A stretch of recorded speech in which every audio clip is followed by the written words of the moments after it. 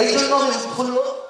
আমার বাংলাদেশ পার্টির প্রথম জাতীয় কাউন্সিলের অধিবেশনে অংশ নেন ছাত্র জনতার অভ্যুত্থানে আহত নিহতদের স্বজন সহ বিভিন্ন রাজনৈতিক দলের নেতারা। 24-এর আত্মত্যাগকারীদের যেন কেউ ভুলে না যায় সে আহ্বান জানান স্বজনরা।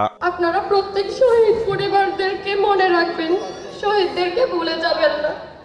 গণহত্যার বিচার না হওয়া পর্যন্ত আওয়ামী লীগকে রাজনীতি করতে দেয়া উচিত হবে না বলে মনে করেন রাজনৈতিক নেতারা। তাদের মতে দ্রুততম সংস্কার শেষ করে নির্বাচন না দিলে সংকট আরো বাড়বে। ফ্যাসিস্ট স্বৈরাচারী সরকারের আমলে দ্রব্যমূল্যের কষাঘাতে মানুষ যেভাবে জর্জরিত হয়েছে তার থেকে কোনো পরিত্রাণ আমরা পাই নাই। যদি আওয়ামী লীগকে গণহত্যার বিচারের আগে নির্বাচনে অংশ নেওয়ার সুযোগ করে দেওয়া হয় তাহলে শহীদের রক্তের সাথে গাইবাদি করা হবে। আমরা যত তাড়াতাড়ি সম্ভব, যত যোগ্যতার সাথে সম্ভব সংস্কার করে নির্বাচন চাই, না হলে দেশ আরো বড় একটা সংকটের মধ্যে পড়তে পারে।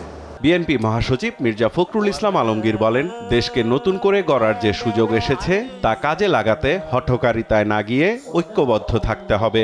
এখানে আমাদের কোনো বিভেদ নেই, কিন্তু দুর্ভাগ্যক্রমে আমাদের দেশেরই কিছু মানুষ তারা আজকে বিভিন্নভাবে এই ঐক্যে তারা কিছু ফাটল ধরানোর চেষ্টা করছেন।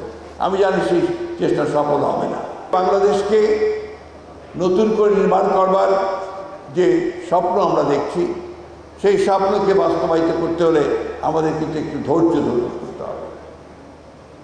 ধরতে হবে, এবং হঠকারিতা করে ভুল সিদ্ধান্ত নিয়ে ভুল পদক্ষেপ করে আমরা যেন সেই সম্ভাবনাকে বিনষ্ট না করি, সেই বিষয়টা আমাদেরকে সবসময় লক্ষ্য রাখতে হবে। নির্বাচন হলে চলমান রাষ্ট্রীয় সংকট দূর হবে বলেও মনে করেন তিনি। নির্বাচনটা কেন দ্রুত চাই? এই কারণে দ্রুত চাই যে নির্বাচনটা হলে আমাদের যে শক্তি, সেই শক্তি আরো বাড়বে, যে সরকার থাকবে, পার্লামেন্ট থাকবে, সেটা অনেক বেশি শক্তিশালী হবে, আর যে সংকটগুলো সৃষ্টি হয়েছে সেই সংকটগুলো দূর হয়ে যাবে। এদিকে কেন্দ্রীয় কার্যালয়ে সংবাদ সম্মেলনে নিত্যপণ্যের দাম নিয়ন্ত্রণে অন্তর্বর্তী সরকার ব্যর্থতার দিকে এগিয়ে যাচ্ছে বলে মন্তব্য করেন বিএনপির সিনিয়র যুগ্ম মহাসচিব রুহুল কবির রিজভী। নিত্য প্রয়োজনীয় দ্রব্যমূল্যের ঊর্ধ্বগতি নিয়ন্ত্রণ ও সাধারণ মানুষকে স্বস্তি দিতে অন্তর্বর্তীকালীন সরকার ক্রমান্বয়ে যেন ব্যর্থ হচ্ছে, এটা একটা উদ্বেগের বিষয়। পাঠ্য বইয়ে এখনো বিকৃত ইতিহাস রাখার সমালোচনাও করেন তিনি। শিক্ষার্থীদের মগজ ধোলাইয়ের প্রকল্প বাস্তবায়ন করতে চাচ্ছে, আবারও যে বই ছাপা হয়েছে সেখানে পৌরনীতি। সাইফুল রিপন, দেশ টিভি, ঢাকা। সুপ্রিয় সাংবাদিক ভাই ও বোনেরা,